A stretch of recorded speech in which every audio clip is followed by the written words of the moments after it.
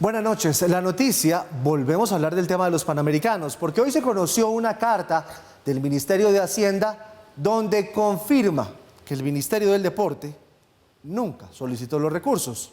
Pero del lado del Ministerio del Deporte dicen que sí los solicitaron, pero que no se los dieron a tiempo. ¿Cómo es la historia, Ana María? Buenas noches. Giovanni, buenas noches. Pues precisamente por eso es que se están tirando la pelota desde el Ministerio de Hacienda, pues dicen que es el Ministerio de Deporte que nunca solicitó estos recursos. De hecho, enviaron pues este documento que dice oficial a la Procuraduría explicando que no hay ningún registro y tampoco ninguna solicitud por parte del Ministerio de Deporte. Vamos a ver finalmente qué responde a esto la Procuraduría. En medio de pronunciamientos de un lado y otro, un documento de la Dirección General de Crédito Público del Ministerio de Hacienda busca terminar la polémica sobre si existían en 2023 los recursos disponibles para la realización de los Juegos Panamericanos en Barranquilla en 2027. Según el documento que lleva la firma de la directora de Crédito Público, Johanna Eunice Murcia, esa dirección no tiene registro ni solicitud puntual en el Sistema Integrado de Información Financiera SIF por parte del Ministerio del Deporte, dentro del cual se soliciten los recursos para atender las obligaciones relacionadas con los Juegos Panamericanos.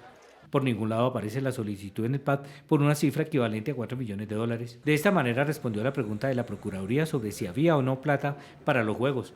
El ente de control realizó una visita al Ministerio de Hacienda para obtener información sobre las partidas presupuestales que habrían sido destinadas para la realización de las justas deportivas en la capital del Atlántico. Se han analizado todas las obligaciones contractuales de cada una de las partes para la realización de los Juegos Panamericanos en la ciudad de Barranquilla. Hoy en especial estamos en el Ministerio de Hacienda para verificar si el Ministerio del Deporte contaba con la apropiación presupuestal para 2023 para cumplir con una de las obligaciones que era desembolsar 4 millones de dólares antes del 31 de diciembre. Luego de la visita, la Oficina de Crédito Público envió una carta donde hace algunas aclaraciones y destaca que le corresponde a cada organismo ejecutor la distribución, priorización y asignación de los recursos para el pago de los rubros presupuestales. Añade además que de los recursos aprobados por 80.000 millones de pesos para el año 2023, hasta el 20 de diciembre solo se habían pagado 52.740 millones y que además hay un rezago de 2022 que ese ministerio tampoco ha utilizado por un valor superior a los 100.000 millones. Según el Ministerio Público, con esa información que ha obtenido,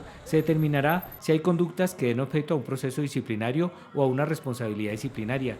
De la información que hemos recopilado hasta el momento se determinará si hay conductas que den objeto a un proceso disciplinario o una responsabilidad disciplinaria y se dará traslado de la función preventiva al área disciplinaria respectiva. Es en medio de esta situación que el gobierno colombiano adelanta una cruzada en la que cuenta con respaldo incluso de opositores y los representantes de los gobiernos regionales de Barranquilla y Atlántico para recuperar la sede de los Juegos para Barranquilla. El presidente Petro dijo al inicio de esta semana que los incumplimientos no ocurrieron por falta de compromiso, sino porque su gobierno no tenía conocimiento de parte de los procedimientos que se debían hacer para ratificar la realización de los Juegos.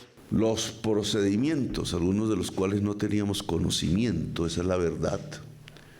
Incumplimientos que ya se venían presentando desde el gobierno pasado y miedos de algunos funcionarios que tenían que ver con el traslado de los recursos a fin de año ha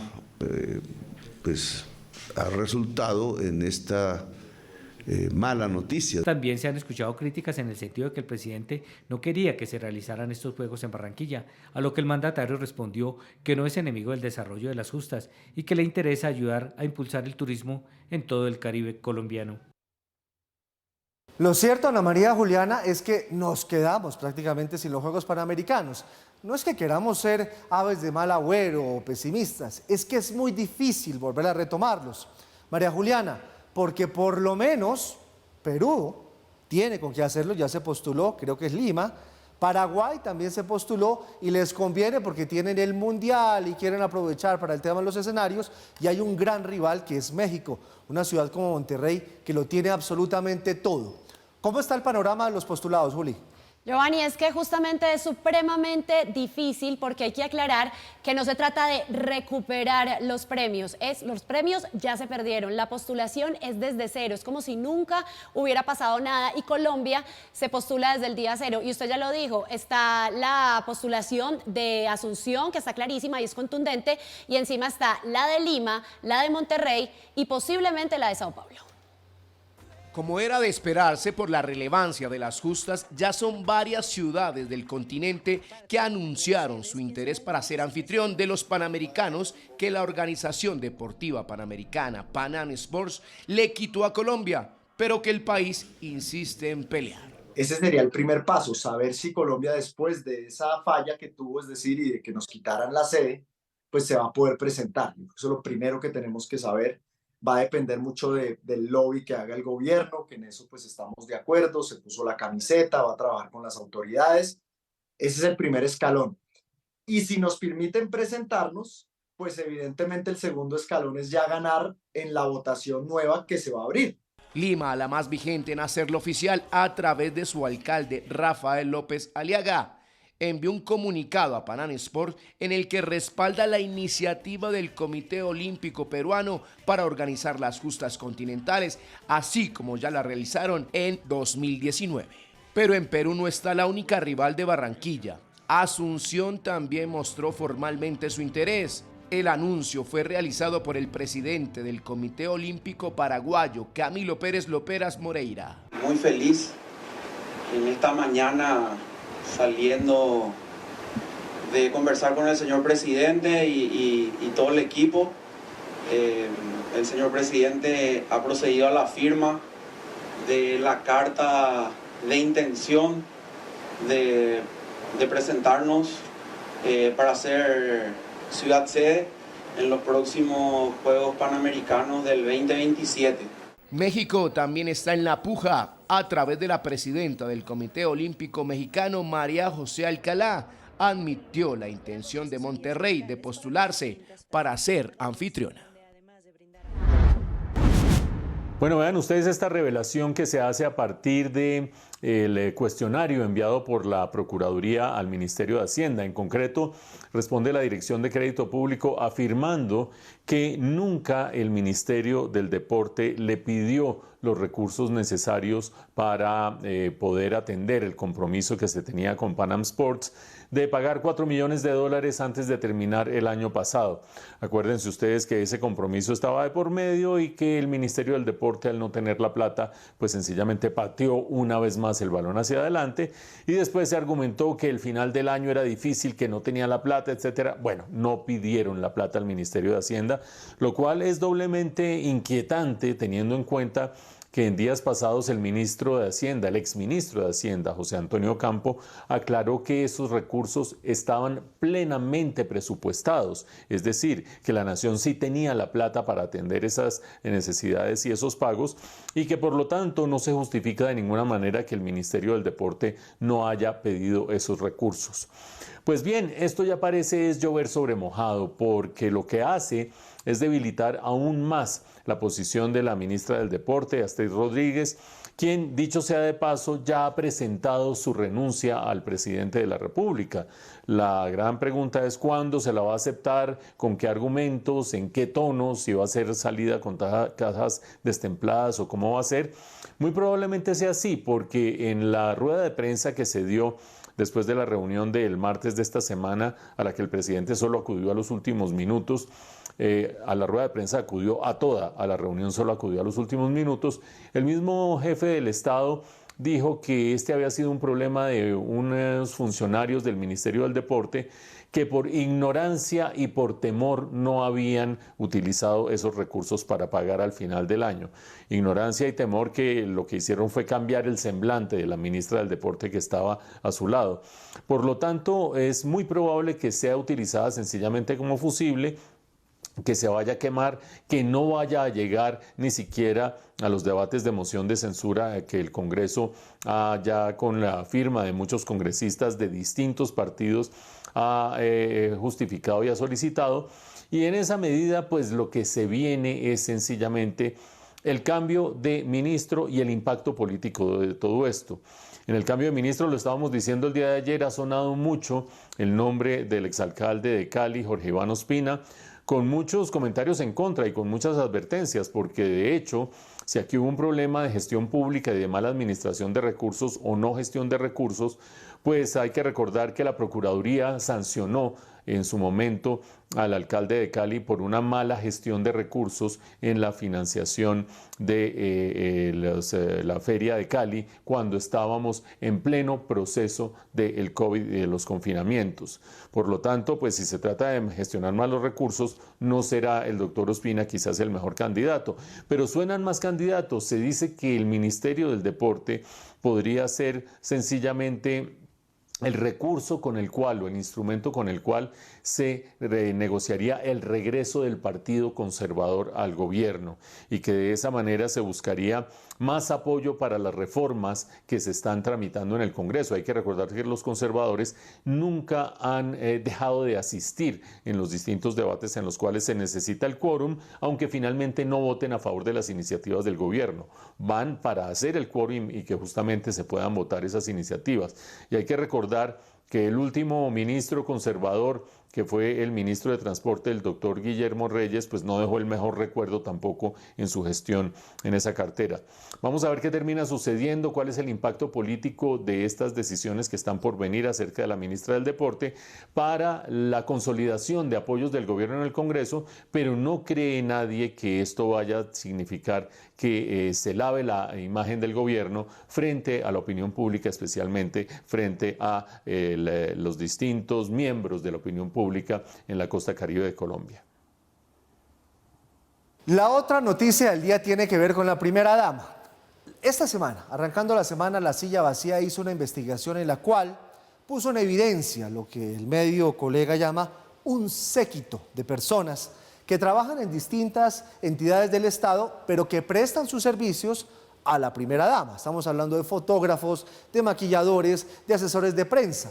Una multimillonaria cuota o multimillonario gasto que estamos pagando los colombianos y que hoy la Presidencia de la República salió a justificar diciendo que se necesita para las funciones sociales de la primera dama. Pero Ana María, ¿explicó la Presidencia de qué tratan o cuáles son estas funciones sociales? Pues Giovanni, puntualmente no explican cuáles son esas funciones sociales, pero es así como están justificando la investigación de La Silla Vacía que desató todo este escándalo. Dicen que más de 1.000 millones de pesos entre maquillador, fotógrafo y también asesora, pues que están cumpliendo funciones sociales y que no son servicios exclusivos para la primera dama. La investigación de La Silla Vacía sobre los gastos de la primera dama Verónica Alcocer, que desató una polémica en el país, hoy vuelve a revivir. Pues la Presidencia de la República publicó un comunicado en el cual defendió la figura de la primera dama, asegurando que sus funciones son sociales. Como cónyuge del presidente de la República, cumple una función social que, según la jurisprudencia de la Corte Constitucional, el Consejo de Estado y en conceptos del Departamento Administrativo de la Función Pública, tiene atribuciones que le permiten el ordenamiento jurídico y que le faculta para desempeñar tareas protocolarias y liderar iniciativas en materia de asistencia social y en labores de beneficencia pública. En este mismo documento, la Presidencia de la República indicó que el Departamento Administrativo de la Presidencia, en el marco de sus funciones, contrata todo un equipo de comunicaciones que apoya la gestión y divulga las actividades de la Presidencia y de la familia presidencial. Algunos de esos profesionales son contratados por RTBC a través de la Cooperativa de Servicios Audiovisuales SAVI, creada en 2004 para prestar servicios de producción de radio y televisión con el fin de atender las necesidades misionales en términos de producción de contenidos y logística de diferentes entidades públicas y privadas. Desde Casa de Nariño respondieron uno a uno los casos mencionados, entre los que está su maquillador personal, también fotógrafo y 2 personas cercanas. Por ejemplo, sobre Mauricio Vélez, Fadi Flores y Carolina Plata indicaron que no prestan servicios exclusivos para la primera dama de la nación. Pero además la Presidencia de la República en su explicación señala que Fadi Flores tiene como función asesorar y dirigir el concepto de imagen de cada una de las presentadoras de los diferentes programas y productos audiovisuales de la Presidencia de la República. Asesorar y dirigir el concepto de imagen del señor presidente de la República, la primera dama y de la familia presidencial. Respecto a Mauricio Vélez, señalaron que en sus funciones está ser el director audiovisual del noticiero de Presidencia Avanza el Cambio y el director de 3 programas del Ejecutivo. También asegura que hace parte del equipo audiovisual y de fotógrafos de Presidencia y puntualmente se desempeña como fotógrafo del presidente y de la primera dama en eventos especiales. Por su parte, sobre Carolina Plata, dentro de sus funciones tiene organizar, hacer seguimiento y ejecutar las actividades exigidas en materia de protocolo y logística en el desarrollo de los diferentes diferentes eventos y también recepciones de la presidencia. También atender las necesidades de bienes y servicios requeridos para el normal funcionamiento de los salones de Estado y casas privadas ubicadas en las sedes de Casa de Nariño, Hacienda Hato Grande en el municipio de Sopó, Cundinamarca, y Casa de Huéspedes Ilustres de Cartagena. Liderar y gestionar ante el DAPRE todos los requerimientos logísticos y administrativos que se requieran en las casas privadas conforme a las necesidades del señor presidente de la República y la familia presidencial. Y sobre María Antonia Pardo, quien ahora trabaja en ProColombia, Casa de Nariño respondió que entre sus funciones está el relacionamiento con la Cancillería y también el manejo de la cooperación internacional y convenios. En temas sociales, la primera dama, según registro en sus redes sociales, el último evento al que asistió fue en el mes de diciembre con adultos mayores en la ciudad de Barranquilla. Pero la primera dama durante 2023 además hizo viajes internacionales, entre esos uno a Roma, donde acompañó al monseñor Luis José Rueda en su designación como nuevo cardenal. En Italia estuvo con María Franca Ferrero, propietaria de Ferrero. En el mes de septiembre estuvo en Nueva York, donde se reunió con la primera dama de Turquía y además acompañó al presidente Gustavo Petro en su viaje a Dubái durante la COP28. Bueno, vean, ahí está la respuesta de la Presidencia de la República acerca de esta revelación que hizo la silla vacía de los gastos que ha tenido la primera dama, o más exactamente, no la primera dama, que no tiene ninguna posición formal dentro del gobierno, sino lo que se ha denominado el séquito de la primera dama, su maquillador y vestuarista, su fotógrafo, su agente de prensa, su mejor amiga, etcétera, etcétera. La respuesta de la presidencia tiene tres grandes elementos. El primero es que aclara que si bien la primera dama no tiene un rol formal dentro de la estructura del gobierno, sí hay una jurisprudencia y hay unas decisiones y hay una normatividad básica que fundamenta el que ella haga unas labores sociales y unas labores en favor de la gestión y la política pública. Por lo tanto, de esa manera trata como de disipar las dudas acerca de que la primera dama no debería estar haciendo ninguna clase de labores. En segundo lugar, aclara que el DAPRE, el Departamento Administrativo de la Presidencia, tiene entre sus funciones el apoyar distintas dimensiones de la Presidencia de la República, entre ellas el gestionar apoyos para las labores de la primera dama, aunque no lo dice de esa manera tan explícita, está implícito en la descripción que hace. Y finaliza este comunicado diciendo que las personas involucradas no solo se dedican a atender las necesidades de la primera dama, sino que atienden otros frentes. Hasta allí, más o menos, los argumentos de la Presidencia de la República. Lo cierto es que esas aclaraciones dejan unos puntos totalmente en firme. Primero, que los costos calculados en 1.000 millones de pesos por la silla vacía no son desvirtuados, es decir, que ese costo sí existe. Segundo, que el séquito existe, por lo tanto, no hay tampoco una desmentida acerca de que ese equipo de personas trabaje con la primera dama. Lo que sí dice el comunicado es que trabajan en otras labores adicionalmente. Pero tercero, tampoco aclara el por qué el DAPRE, en una solicitud que le hizo la misma silla vacía hace unos cuantos meses sobre este tema, respondió que no tenía a su cargo ningún gasto relacionado con gestiones de la primera dama, y resulta que ahora sí. Allá hay una mentira del DAPRE. Esto es una información que debería ser totalmente veraz a la opinión pública. Y finalmente, el comunicado no aclara ¿por qué en las distintas acciones de la primera dama hay tantas que son de carácter relativamente inocuo, relativamente frívolo, relativamente extenso comparado con las acciones que ella hace, sobre todo en capitales del mundo, donde es muy sabroso hacer turismo, máxime con un séquito y con la mejor amiga?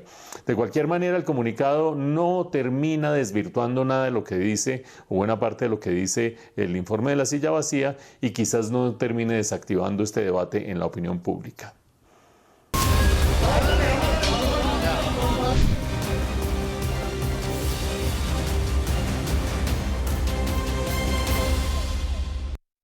Hablamos ahora de la situación en Ecuador. Sigue la crisis, aunque algunas personas dicen que ya Guayaquil, que ya Quito está volviendo a la normalidad. Lo cierto es que hay más de 150 personas como rehenes. Muchos de ellos son guardias penitenciarios que están como rehenes en las cárceles. En otras palabras, las cárceles están completamente tomadas por los reclusos. Esa es la situación real en el Ecuador. Hay casi la misma cantidad de rehenes, oficiales, policías, en las cárceles de Ecuador por parte de delincuentes ecuatorianos que el número de rehenes que tiene el grupo terrorista Hamas allá en la Franja de Gaza. ¿Qué ha pasado de nuevo en el caso Ecuador, Ana María? Giovanni, pues lo más reciente es que el Ministerio del Interior de Ecuador pues dio a conocer los nuevos requisitos para ingresar al país, esto desde Colombia y Perú durante el estado de excepción. Entre tanto, pues poco a poco va volviendo la calma a Guayaquil y también a Quito con la presencia del ejército en las calles. Sin embargo, el presidente Daniel Noboa pues acepta que hace falta apoyo militar extranjero para poder enfrentar a los narcos. La ola de violencia que se ha desatado en Ecuador ha tenido un importante impacto en la frontera. Por los próximos 60 días, las autoridades de migración pedirán a quienes ingresen por Colombia y Perú que presenten el certificado de antecedentes penales del país de origen o de residencia durante los últimos 5 años. Una medida con la que el gobierno busca evitar y controlar el ingreso de individuos que constituyan una amenaza o riesgo para la seguridad pública. En Guayaquil, la ciudad más grande de Ecuador y una de las más afectadas por la criminalidad, el ejército sigue patrullando barrio por barrio durante día y noche. Estamos tratando de localizar personas sospechosas, personas de alta peligrosidad en estos operativos. Tratar de disminuir lo que es la delincuencia y la peligrosidad que existe en estos sectores. Los operativos no paran y las autoridades continúan deteniendo a decenas de integrantes de grupos criminales, especialmente de la pandilla Los Lobos y los Lagartos Mafia. La canciller de Ecuador aseguró que su gobierno está considerando permitir extradiciones a Estados Unidos de ecuatorianos vinculados al crimen organizado. Entre tanto, en las últimas horas, el presidente Daniel Noboa visitó la sede del canal de televisión asaltado por hombres armados el pasado martes. El mandatario conversó con trabajadores del canal y constató personalmente las marcas y orificios de los disparos que siguen en los estudios. Eso es lo que pasa en Ecuador. Pero aquí en Colombia, en la frontera, en nuestra parte, pues se dio un despliegue militar bastante fuerte. Acuérdense que esta semana Ecuador intentó enviar todos los presos colombianos que están en el vecino país, muchos de ellos causantes de la crisis. De hecho, no se sabe si uno de esos cabecillas, el principal, el que armó todo el alboroto, estaría en Colombia. Por lo pronto sabemos de un despliegue militar muy fuerte en toda la frontera, despliegue militar colombiano. Ángela. Sí, señor Giovanni, mire, las fuerzas militares justamente han redoblado los dispositivos de seguridad en la frontera con Ecuador ante toda esta creciente ola de violencia que se ha desatado en el país vecino. También las fuerzas militares aseguraron que este peligroso capo ecuatoriano, alias Fito, no está en Colombia actualmente, a pesar de todos los rumores.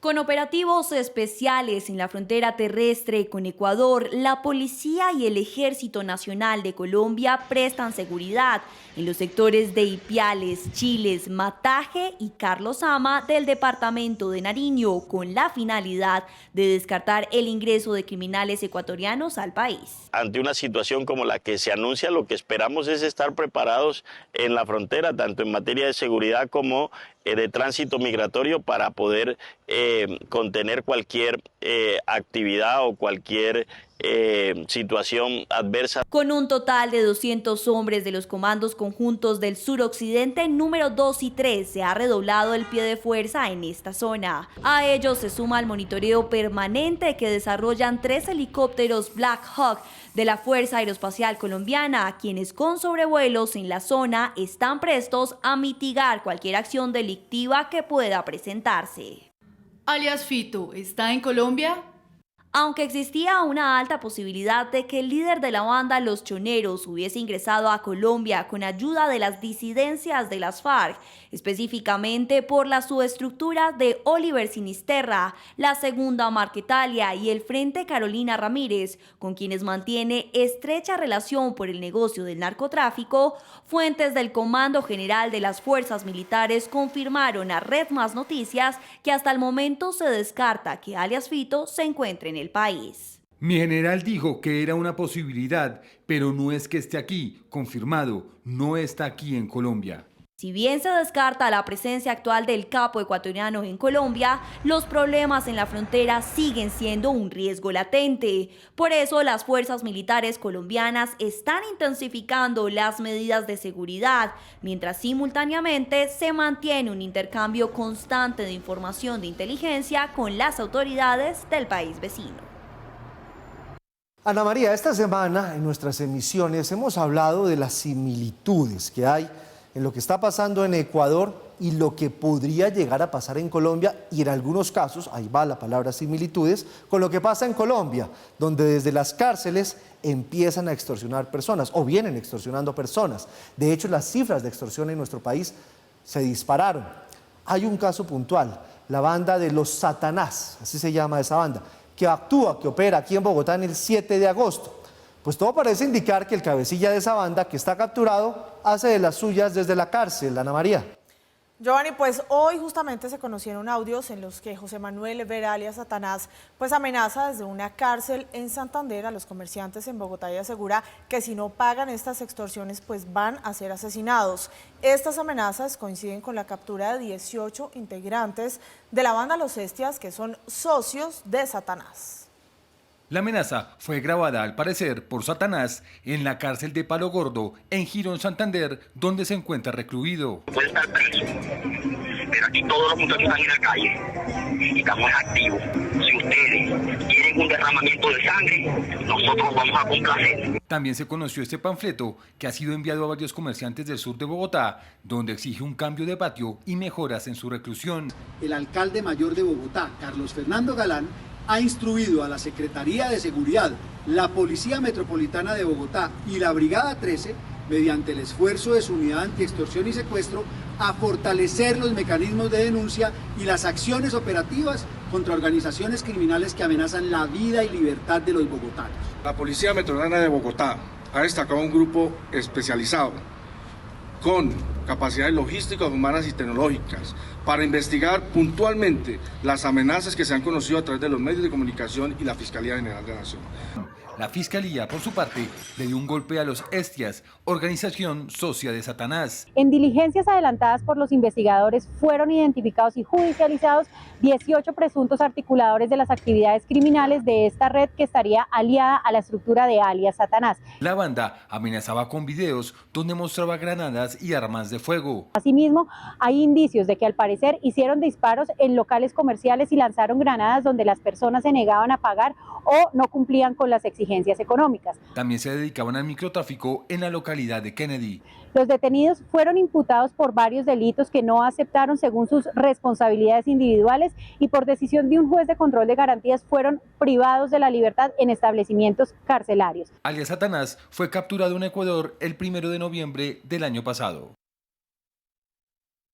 Este caso, Ángela, de la banda Satanás, de lo que está pasando en Barranquilla, usted muy bien lo sabe, usted es de Cali, lo que pasa en Cali desde las cárceles, pues ya está empezando a tener una repercusión grande. Las mismas Naciones Unidas están alertando de un aumento de la violencia en nuestro país.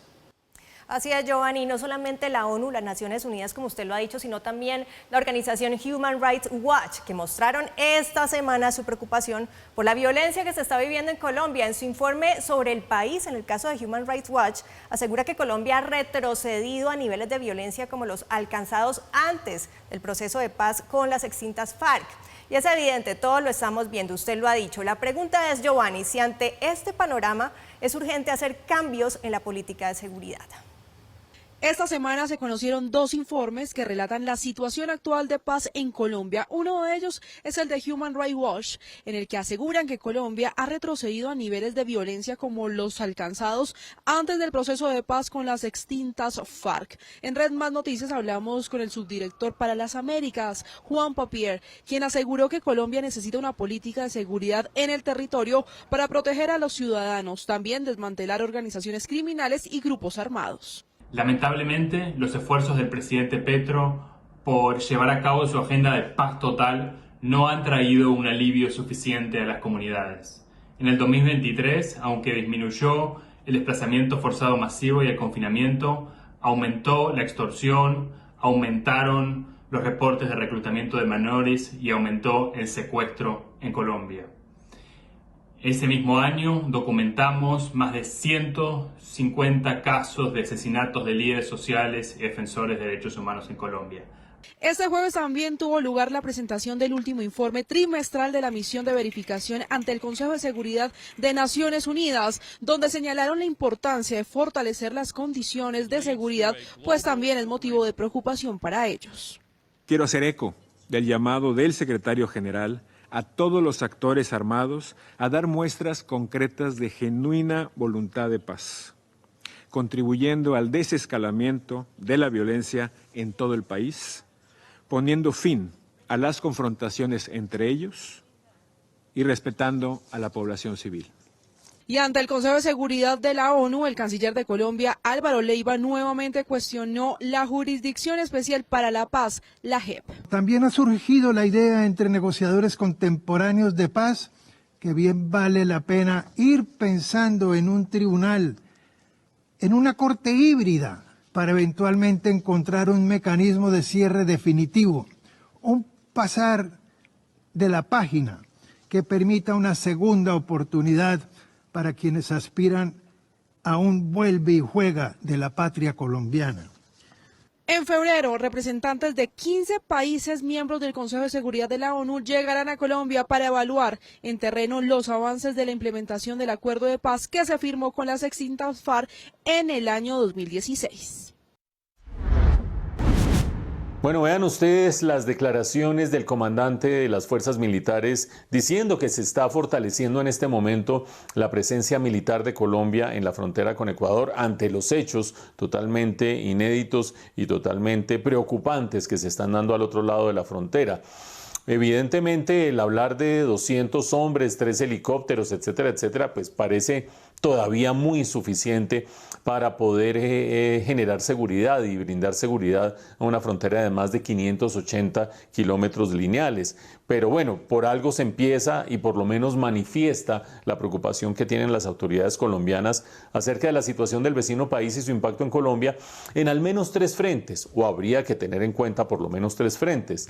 El primero, el de la contención, es decir, si en Ecuador hay un desborde de inseguridad, hay una total anarquía en 7 por lo menos cárceles de ese país, está desbordados los ímpetus de los grupos al margen de la ley, pues que ese desborde no se venga hasta Colombia, que no tenga impacto en Colombia. Esa es la primera motivación. La segunda, tener en cuenta que buena parte de ese desborde tiene que ver con delincuentes colombianos. No vayamos muy lejos, acuérdense ustedes que en este momento el mandatario Noboa es mandatario en gran medida, el presidente de Ecuador, Daniel Noboa, en gran medida porque el candidato favorito antes de las elecciones fue asesinado, Fernando Villavicencio, y en el asesinato del candidato Villavicencio participaron esencialmente delincuentes colombianos. Solo eso nos da una idea de la presencia de la delincuencia colombiana en Ecuador. Entonces, un segundo motivo, que la delincuencia ecuatoriana está permeada por colombianos. Pero vámonos al más importante de todos, y es que las fronteras desaparecen cuando hablamos de la delincuencia relacionada con el narcotráfico en esta zona norte del continente sudamericano. Acuérdense ustedes, el narcotráfico es un delito transnacional. Acuérdense ustedes, las bandas ecuatorianas están íntimamente relacionadas con el narcotráfico colombiano y con el narcotráfico mexicano.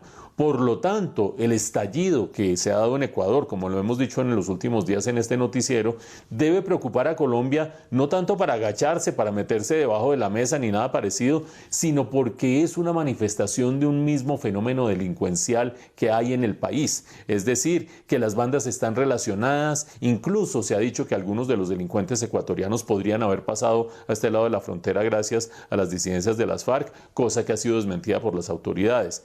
Dicho de otra manera, este delito es transnacional y un estallido de tal magnitud del delito del narcotráfico en esta zona del subcontinente debe tener una reacción transnacional. Por eso son bienvenidas, aunque insuficientes todavía, las declaraciones y las acciones anunciadas por el comandante de las fuerzas militares de acciones conjuntas y coordinadas con las autoridades ecuatorianas. Creo que hará falta mucho más todavía, pero por lo menos se están moviendo en el sentido correcto.